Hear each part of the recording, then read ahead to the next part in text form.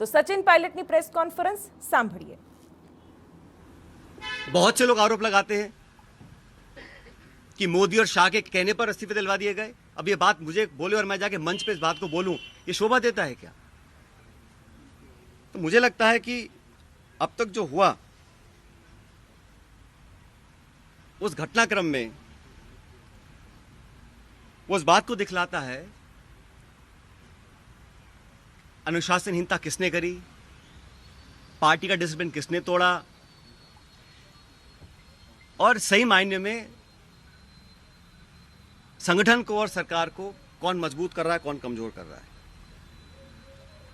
और अपने नेताओं को खुश करने के लिए बहुत सारे लोग तरह तरह की बातें करते हैं। कोई किसी की चुगली करता है, कोई किसी की चुगली करता है। मुझे बहुत सारे लोग आके बहुत सारी बातें बोलते हैं कि यहाँ हजारों करोड़ का घोटाला हो गया, यहाँ ये स्कैम हो गया। इन्हीं बातों को मैं मंच पर आकर इनका बखान करूं, ये शोभा नहीं देता, ये गंभीर राजनीति का परिचय नहीं है।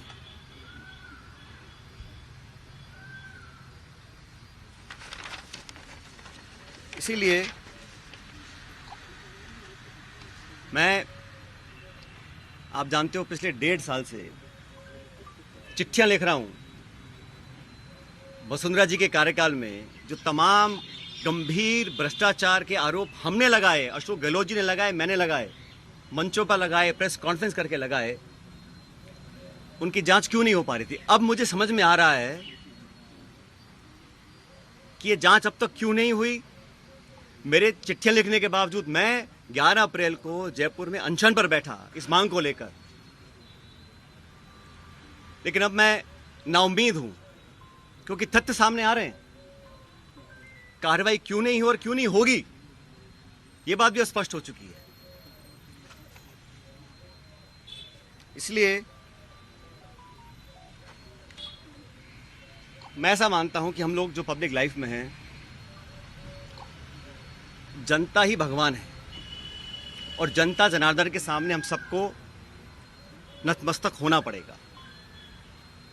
मैंने करप्शन की इशू को लगातार उठाया, पहले भी उठाया, आज भी उठा रहा हूं, आगे भी उठाता रहूंगा। जब जब मैं वसुंधरा जी के करप्शन की बात करता हूं या जो पेपर लीक हुए जिसमें लाखों बच्चों के भविष्य पर सवाल चिन्ह खड़े हो गए, उस पर कोई जवाब नहीं आता। इसलिए साथियों, मैंने निर्णय लिया है कि आरपीएससी,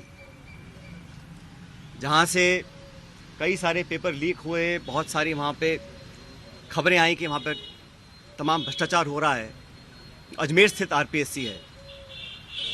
मैं 11 तारीख को, परसों, अजमेर से एक यात्रा निकालूंगा। जनता के बीच जाकर जनता की आवाज़ सुनेंगे, जनता के मुद्दों को उठाएंगे और जैसा मैंने शुरू में कहा, जनता जनार्दन है, तो जनता के बीच जाना हम सबका दायित्व बनता है। और जो करप्शन के इश्यूज़ हैं, जो नौजवानों के इश्यूज़ हैं, जो पेपर लीक और पेपर कैंसिल के और नौजवानों के हितों से जुड़े मुद्दे हैं, उनको उठाकर मैं एक जन संघर्ष यात्रा निकालने जा रहा हूँ, जो 11 तारीख को शुरू होगी अजमेर से और जयपुर की तरफ हम लोग आएंगे। लगभग 125 किलोमीटर की यात्रा है। जन संघर्ष यात्रा लोगों के हितों के लिए, करप्शन के खिलाफ, नौजवानों के संरक्षण के लिए। उनकी आवाज़ को हम सुनेंगे, उनकी आवाज़ को बुलंद करेंगे और मैं समझता हूँ कि सही निर्णय तब लिए जाएंगे जब जनता का पूरा हमारा साथ होगा, जनता का पूरा प्रेशर होगा। पैदल यात्रा होगी जैसे गाड़ियों में? पद यात्रा है, जन संघर्ष पद यात्रा 11 मई को मैं अजमेर से शुरू करूंगा और हम जयपुर आएंगे। लगभग 5 दिन का समय इस यात्रा में लगेगा।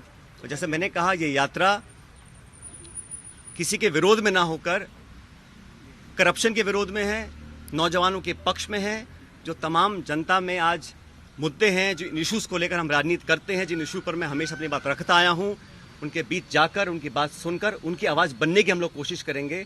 और ये अभियान शुरू होगा 11 तारीख को। चलेंगे दिन में?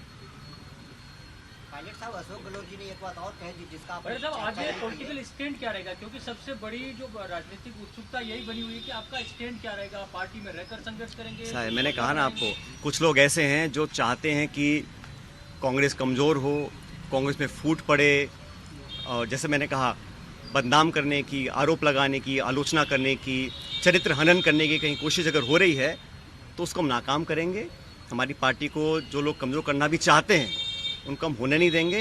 लेकिन पब्लिक इश्यूज़ पे जो मेरा स्टैंड पहले था वही स्टैंड आज भी है और आगे भी रहेगा।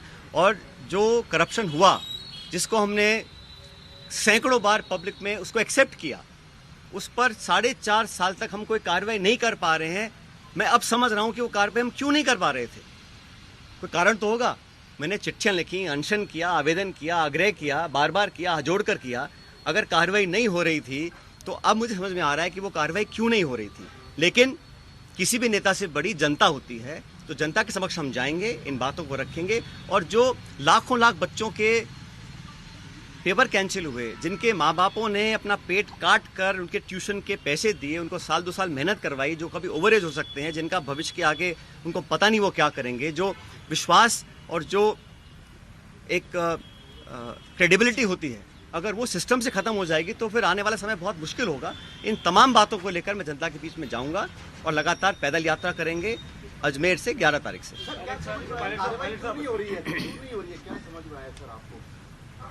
मैंने कहा ना, मैंने जो धौलपुर का भाषण सुना माननीय मुख्यमंत्री जी का, उसको सुनने के बाद अब मैं समझ गया हूं कि वो कार्रवाई अब तक क्यों नहीं हुई और मेरे तमाम आग्रह करने के बाद भी क्यों नहीं हो रही।